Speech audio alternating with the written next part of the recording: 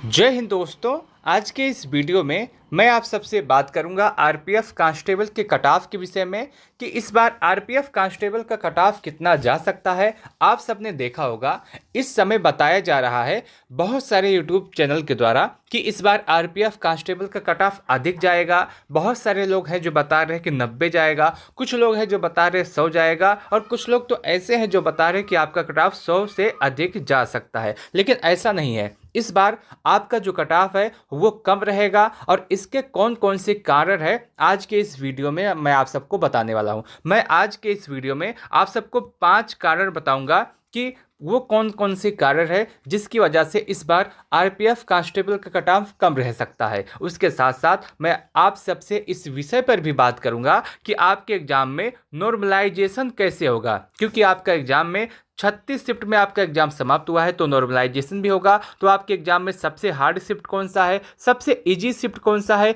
किस शिफ्ट को कितना नॉर्मलाइजेशन में फ़ायदा मिल सकता है, क्या इस बार नॉर्मलाइजेशन में 20 या 25 नंबर का फ़ायदा मिलेगा या फिर नहीं। जैसे आपने देखा होगा अभी एक वायरल हो रहा है स्कोर कार्ड, इसमें 40 नंबर का नॉर्मलाइजेशन मिला है। सारी जानकारी आपको इस वीडियो में दी जाएगी। बस आप सभी लोग इस वीडियो को लास्ट तक अवश्य देखिएगा। आपके मन में कोई भी सवाल हो तो आप कमेंट सेक्शन के माध्यम से पूछ सकते हैं। जैसा कि आप सबको पता होगा आरपीएफ कांस्टेबल के अंतर्गत इस बार 4208 पदों पे आपकी वैकेंसी आई है और इसका 10 गुना बच्चों को फिजिकल के लिए पास किया जाएगा। जो आपका ऑफिशियल नोटिस आया था उसमें बताया गया था कि आपकी जो टोटल वैकेंसी है उसका 10 गुना बच्चों को फिजिकल के लिए बुलाया जाएगा, यानी कि 42,080 बच्चों को फिजिकल के लिए बुलाया जाएगा। अब आप सबके मन में सबसे बड़ा सवाल ये होगा कि आपका जो एग्ज़ाम हुआ है उसमें कितने बच्चों ने एग्ज़ाम दिया है, कितने बच्चों ने एग्ज़ाम स्किप किया है। इसका जो ऑफिशियल आंकड़ा अभी तक नहीं आया है,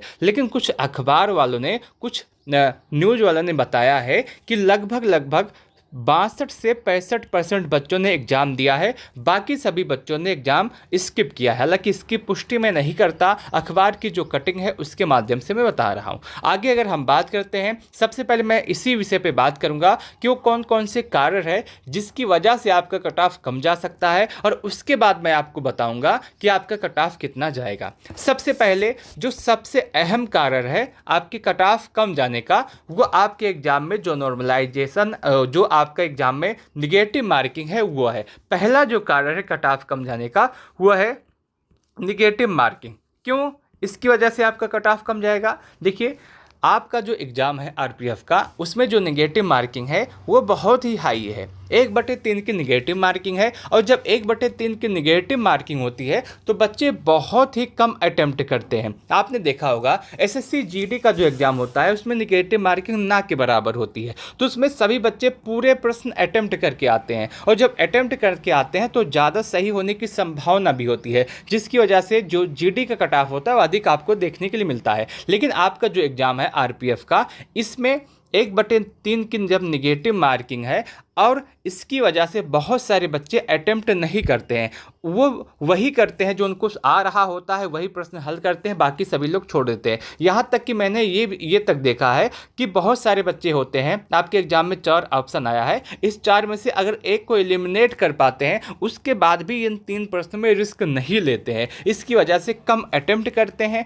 जब अटेम्प्ट कम करते हैं तो उनका स्कोर भी कम होता है। तो पहला जो सबसे मुख्य कारण है वो यही है कि इस बार का जो आपका कम रहेगा कट ऑफ, उसमें निगेटिव मार्किंग जो आपके एग्जाम में है उसकी वजह से। दूसरा जो सबसे बड़ा कारण है वो आपका जो पेपर का लेवल है वो है। पेपर का लेवल क्यों है? क्या पेपर का लेवल बहुत हार्ड आया था? नहीं, पेपर का लेवल तो बहुत हार्ड नहीं आया था, लेकिन आपके एग्जाम में अगर मैं बात करूं पेपर के लेवल की, इसके विषय में, तो आपका जो एग्जाम है इसमें 120 प्रश्न आए हैं। 120 में से लगभग 45 से 50 प्रश्न ऐसे हैं जो ईजी हैं, उसके बाद 30 से 35 प्रश्न हैं जो हार्ड हैं। अब बहुत सारे बच्चे क्या कर रहे थे, इसी 40 से 45 प्रश्न देखने के बाद कह रहे थे कि पेपर बहुत ज़्यादा इजी आया है, पेपर बहुत हलवा है। लेकिन ऐसा नहीं है, आपका 40 से 45 प्रश्न करने के बाद सिलेक्शन नहीं होगा। आपका जो सिलेक्शन होगा आप आसान करेंगे, उसके साथ साथ आप जो मॉडरेट आया उसमें से भी कुछ करेंगे, और जो हार्ड आया उसमें भी कुछ सही करेंगे, तब जा करके आपका सिलेक्शन होगा। लेकिन पेपर से निकलने के बाद सभी बच्चे यही कह रहे थे रिव्यू में पेपर बहुत ज़्यादा ईजी आ रहा है, और जो दूसरे बच्चे थे वो भी सोच रहे थे कि हाँ पेपर ईजी आ रहा रहा होगा, इसकी वजह से वो जो है गए अपना अटेम्प्ट करने लगे, लेकिन जब पेपर का स्तर देखा तो उनको सही चीज़ें पता चली। देखिए पेपर का जो लेवल है आपका 2018 में जो आपका एग्ज़ाम हुआ था उसकी तुलना में बहुत ही अच्छा लेवल आया था, लेकिन इतना भी आपका इजी नहीं था। पेपर आपका जो है मॉडरेट टू हार्ड आया था, और जब कभी भी मॉडरेट टू हार्ड पेपर आता है उसमें कट ऑफ आपका अधिक नहीं जाता है। तीसरा जो सबसे बड़ा कारण है आपका जो कट ऑफ कम जाने का, वो आपके एग्ज़ाम की टाइमिंग है। क्यों टाइमिंग है? क्योंकि आपके एग्ज़ाम में अगर हम देखें तो 120 प्रश्न है। 120 प्रश्न को हल करने के लिए सिर्फ और सिर्फ 90 मिनट का समय दिया गया था, और उसके साथ साथ 1/3 की निगेटिव मार्किंग भी थी। अब ऐसा हुआ है, जो बच्चे प्रैक्टिस सेट लगा के गए थे उनके लिए बहुत ज़्यादा दिक्कत नहीं हुई, क्योंकि उनको टाइम मैनेजमेंट पता था। लेकिन बहुत सारे बच्चे ऐसे थे जो अपना प्रैक्टिस सेट हल करके नहीं गए थे, और उनको हुई है टाइम मैनेजमेंट में बहुत ही बड़ी समस्या। बहुत सारे बच्चे ऐसे हैं जो सभी प्रश्न 120 के 120 प्रश्न देख भी नहीं पाए हैं। बहुत सारे बच्चे ऐसे हैं जो अपने बहुत सारे प्रश्न छोड़ दिए हैं समय कम पड़ने की वजह से। और जब कभी भी 90 मिनट में 120 प्रश्न हल करना है 1/3 की निगेटिव मार्किंग के साथ, तो उसमें ज़्यादा बच्चे अपना सही से अटेम्प्ट नहीं कर पाते थे। ठीक है, आप इस बात को समझेंगे। तो तीसरा सबसे बड़ा कारण है ये। और चौथा जो सबसे बड़ा कारण है आपके एग्जाम में कट ऑफ कम जाने का, वो आपका है फिजिकल। क्यों फिजिकल है? देखिए आपके एग्जाम में जो फिजिकल है ये सुपर हार्ड है, हार्ड नहीं है, बहुत ही तगड़ा, बहुत ही ज़्यादा हार्ड आपके एग्जाम में फिजिकल है। और जब कभी भी इतना हार्ड फिजिकल आता है तो बहुत सारे बच्चे क्या करते हैं, जो आम एग्ज़ाम होता है, जो यूपी पुलिस कांस्टेबल का एग्ज़ाम होता है, जो जीडी का एग्ज़ाम होता है, और जो एग्ज़ाम होता है उसमें सोचते हैं कि मैं एक बार पेपर को पास कर लूँ, एग्ज़ाम अच्छा हो जाए, उसके बाद मैं अपने फिजिकल की तैयारी करूँगा। लेकिन जो आपका जीडी का फिजिकल है इसमें ऐसा नहीं है। इसमें वही बच्चा फिजिकल पास करेगा जो लगातार 3 या 3.5 महीने कम से कम इस पर मेहनत करेगा, वही बच्चा इसमें फिजिकल पास कर सकता है, अन्यथा फिजिकल नहीं पास कर पाएंगे। अगर आपका एग्ज़ाम हुआ, एग्ज़ाम के बाद 1 या 2 महीने में अगर आपका फिजिकल हो जाता है तो आप देखेंगे बहुत सारे बच्चे इसमें फेल हो जाएंगे, और उस दशा में आप देखेंगे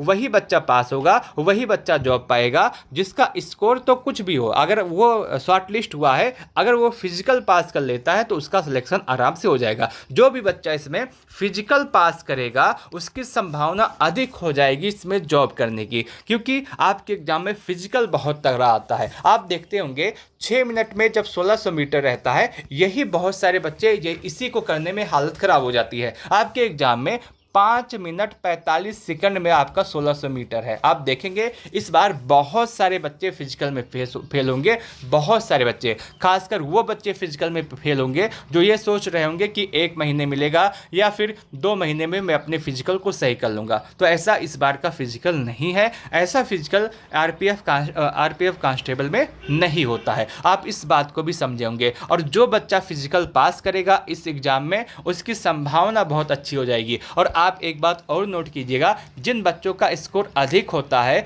वो ज़्यादा संभावना यही होती है कि उनका फिजिकल उतना अच्छा नहीं है। ठीक है, आप इस बात को भी समझे होंगे। और ये तीसरा सबसे बड़ा कारण है आपके एग्जाम में आपका जो कट ऑफ है इसको कम जाने का। और पांचवा जो सबसे बड़ा कारण है आपके एग्जाम में आपका कट ऑफ कम जाने का, वो आपका है नॉर्मलाइजेशन। अब आपके मन में सवाल आएगा कि नॉर्मलाइजेशन की वजह से आपका कट ऑफ कम कैसे जा सकता है। तो मैं आपको बताऊं, इस समय जितना भी रिजल्ट आ रहा है, चाहे आप किसी भी एग्जाम का लें, चाहे आप एसएससी का ले लें, या फिर अभी रेलवे के ही कुछ रिजल्ट आए हैं, अगर आप उसको ले लें तो उसमें जो आपका कट ऑफ लगा है वो आपका नॉर्मलाइजेशन का मार्क है। उसमें अगर हम देखें तो रो मार्क उसका जो होता है वो और भी कम गया है। रो मार्क की अगर हम बात करें तो आपका जो कट ऑफ गया है, कम से कम उसमें से आप 5 नंबर से लेकर के 7 नंबर माइनस करेंगे तब आपका रो मार्क निकलेगा। अगर रो मार्क इतना कम आता है तो यही आपका कट ऑफ होता है, क्योंकि जो बच्चे होते हैं उनको नॉर्मलाइजेशन में फ़ायदा मिलता है। नॉर्मलाइजेशन में फ़ायदा होने के बाद उनका स्कोर अधिक होता है, उसके बाद आपका कट ऑफ लगता है। तो जो आपका रो मार्क है वो और भी कम रहा होगा जब आपका कट ऑफ, मान लीजिए सभी का कोई भी एग्जाम हो, जैसे टेक्नीशियन का एग्जाम है, एग्जाम्पल के तौर पर मैं आपको बता रहा हूँ, उसमें आपका कट ऑफ 80 गया है, मान लीजिए 80 गया है, तो ये 80 जो गया है ये बहुत सारे बच्चे होंगे जिनको नॉर्मलाइज नॉर्मलाइजेशन में फ़ायदा मिला होगा। मान लीजिए किसी का 70 स्कोर है, 70 स्कोर है, उसका रो मार्क है, उसको नॉर्मलाइजेशन में 12 नंबर का फ़ायदा हुआ। अब वो 12 नंबर का जब फ़ायदा उसका तो सिलेक्शन हो गया, क्योंकि उसका 70 ही स्कोर था, फिर भी नॉर्मलाइजेशन में फ़ायदा हुआ, उसके बाद उसका सिलेक्शन हो गया। तो आपका जो रेलवे का एग्जाम है इसमें नॉर्मलाइजेशन बहुत ही अच्छे लेवल का हो रहा है, और उसके साथ साथ आप ये मान के चलेंगे जो आपका कट ऑफ कुछ भी जाता है, 70 जाता है, 80 जाता है, 90 जाता है, उससे नहीं फर्क पड़ता है,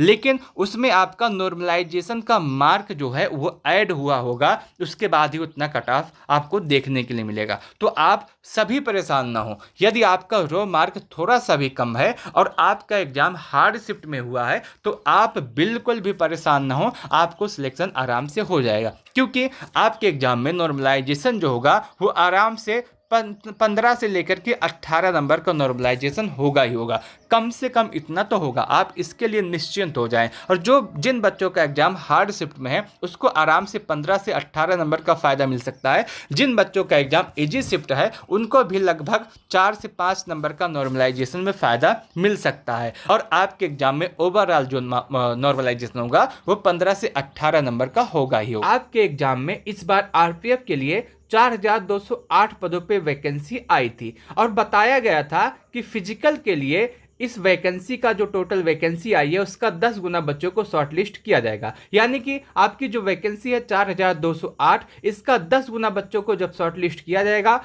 तो टोटल 42,080 बच्चे होते हैं। कितने? 42,080 बच्चे। बस आपको एक बात ये याद रखना है कि 42,080 बच्चों के आसपास बच्चों को शॉर्टलिस्ट किया जाएगा। हम सबसे पहले रैंक मित्रा का डाटा एनालिसिस करते हैं, जिसमें 1,35,000 बच्चों ने अपना डाटा दिया है। अगर हम यहाँ पे देखें तो 115 या 115 से अधिक नंबर पाने वाले बच्चों की संख्या 0 है।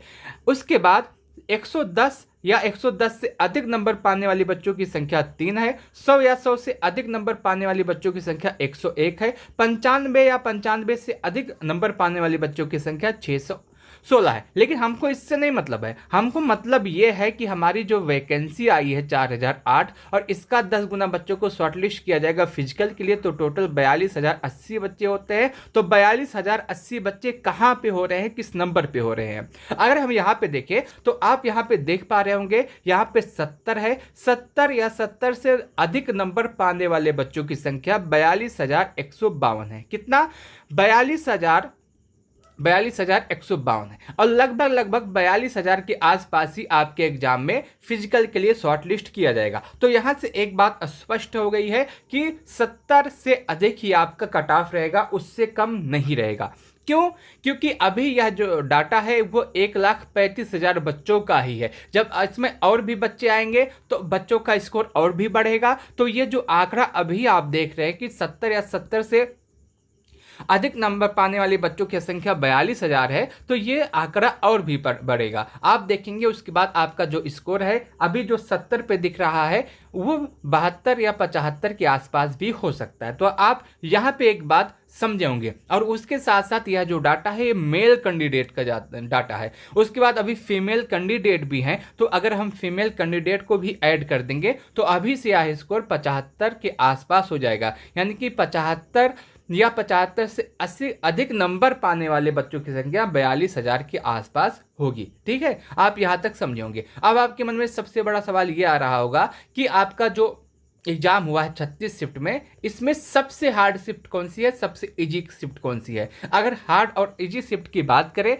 तो मैंने आपको पहले ही बताया था कि जो आपका 2 मार्च का दोपहर का शिफ्ट है वो अभी तक सबसे हार्ड शिफ्ट माना जा रहा है। 2 मार्च का दोपहर का शिफ्ट है वो अभी तक सबसे हार्ड है। उसके बाद 12 मार्च का मॉर्निंग का शिफ्ट है वो सेकंड नंबर पे हार्ड है। उसके बाद तीसरे नंबर पे 12 मार्च का ही दोपहर का शिफ्ट है, ये तीसरे नंबर पे सबसे हार्ड है। चौथे नंबर पे आपका 2 मार्च का मॉर्निंग का शिफ्ट है, चौथे नंबर पे सबसे हार्ड है। और पांचवें नंबर पे आपका 17 मार्च का इवनिंग का शिफ्ट है जो कि आपका सबसे ज़्यादा हार्ड है। आप इस 5 शिफ्ट को याद कीजिएगा, ये 5 शिफ्ट ऐसे हैं जो आपके सबसे हार्ड है। अब जब सबसे हार्ड शिफ्ट है तो सबसे इजी भी होगा। अगर इजी की बात करें तो आपका 3 मार्च का जो इवनिंग का शिफ्ट है वो अभी तक सबसे ज़्यादा इजी शिफ्ट माना जा रहा है। कितना? 3 मार्च का इवनिंग का शिफ्ट। सेकंड नंबर पे ही 3 मार्च का शिफ्ट आता है जो कि आपका मॉर्निंग का शिफ्ट है, ये आपका इजी है। तीसरे नंबर पे आपका 5 मार्च का आता है, 5 मार्च का मॉर्निंग का शिफ्ट, ये भी आपका तीसरे नंबर पे इजी है। चौथे नंबर पे आपका 6 मार्च का आता है दोपहर की शिफ्ट। पाँचवें नंबर पे आपका 12 मार्च का आता है इवनिंग का शिफ्ट। ये 5 शिफ्ट है जो आपके अभी तक सबसे इजी शिफ्ट माने गए हैं, तो आप इस बात को भी नोट कीजिएगा। अब सवाल ये आता है कि इजी शिफ्ट और हार्ड शिफ्ट का क्या मतलब है, तो मैं आपको बता दूं कि आपका रेलवे के अंतर्गत जितने भी एग्जाम होते हैं जिसमें 2 या 2 से अधिक शिफ्ट में एग्जाम होता है उसमें नॉर्मलाइजेशन किया जाता है। आपका जो एग्जाम है इसमें 36 शिफ्ट में एग्जाम हुआ है तो नॉर्मलाइजेशन किया जाएगा। नॉर्मलाइजेशन में ऐसे होता है जो हार्ड शिफ्ट वाले बच्चे होते हैं जिनका स्कोर थोड़ा सा कम होता है उनको थोड़ा सा फायदा दे दिया जाता है, लगभग आपके कुछ नंबर उनको ऐड कर दिए जाते हैं। आपका जो एग्जाम है इसमें भी नंबर ऐड होंगे, लगभग 15 से 18 नंबर का नॉर्मलाइजेशन इस बार आपके एग्जाम में देखने के लिए मिलेगा। कितना? 15 से लेकर के 18 नंबर का नॉर्मलाइजेशन आपके एग्जाम में देखने के लिए मिल सकता है। तो यदि आपका एग्जाम हार्ड शिफ्ट में हुआ है, आपका स्कोर थोड़ा सा कम है, तब भी आप बिल्कुल भी परेशान न हो, आप बिल्कुल सेफ है, आपका सिलेक्शन हो सकता है। बात करते हैं कट ऑफ के विषय में कि इन सभी को एनालिसिस करने के बाद आपका कट ऑफ कितना जाएगा। कट ऑफ की बात करें तो यूआर का जो कट ऑफ है वो आपका 80 से लेकर के 85 के आसपास बन रहा है। यदि आपका इतना स्कोर है तो आप फिजिकल की तैयारी अपना करते रहें। अगर आप फिजिकल पास कर लेंगे तो आपका आराम से सिलेक्शन हो जाएगा। यदि आप ईडब्ल्यूएस हैं और आपका स्कोर 75 से लेकर के 80 के आसपास है तो आप सेफ है। यदि आप ओबीसी हैं, आपका स्कोर 77 से लेकर के 82 के आसपास है तो आप सेफ है। यदि आप एससी हैं और आपका स्कोर 70 से 74 है तो आप सेफ है। यदि आप एसटी और आपका स्कोर 62 से 68 है तो आप सेफ है। ये आपका पूरा कट ऑफ इस बार रहने वाला है। यदि आपका इतना स्कोर बन रहा है तो आप निश्चिंत हो जाएं और उसके साथ साथ अपने फिजिकल की तैयारी करें, क्योंकि आपकी बार या आने वाले समय में आपके लिए जो सबसे बड़ा टास्क रहेगा, यदि आप आरपीएफ में जॉब लेना चाहते हैं तो आपका फिजिकल का ही है। पेपर से ज़्यादा हार्ड आपके एग्जाम में फिजिकल आता है, तो फिजिकल की तैयारी आप 1 दिन में या 2 दिन में या 1 हफ्ते में या 1 महीने में नहीं कर सकते हैं। उसके लिए आपको चाहिए लंबा समय। ठीक है, आपका यदि स्कोर इतना है तो आप निश्चिंत होकर के अपने फिजिकल की तैयारी अवश्य करें। मैं उम्मीद करता हूं कि मैं अपनी बातों को सही से आप सबके सामने रख पाया हूँगा, और यदि आप पेपर दिए होंगे तो आपको इस बात का अंदाजा पहले से ही रहा होगा। इस वीडियो को लास्ट तक देखने के लिए आप सबका बहुत बहुत धन्यवाद। आप कमेंट सेक्शन के माध्यम से ज़रूर बताइएगा कि आपके हिसाब से इस बार आरपीएफ कांस्टेबल का कट ऑफ कितना जा सकता है।